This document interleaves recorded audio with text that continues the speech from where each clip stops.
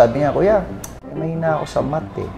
Nagawa namin, tinuturuan ko sa math. Biglang tumaas yung grades. Kasi favorite ko, algebra.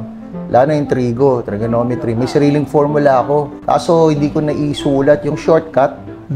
Yung mga kaklase ko, nagsusulat pa ako tapos na. Tinuro ko sa kanya yun, yung shortcut method. Pati sa calculator. Ayun, kinuwento ko nga sa kanya noon, ang grade ko sa trigo, dad, 110%. Kasi yung professor namin, yung teacher namin sa Claret, walang nakakapag-top. Sabi niya, sige, ganito, yung first 10 na papasok ng maaga, may plus 10.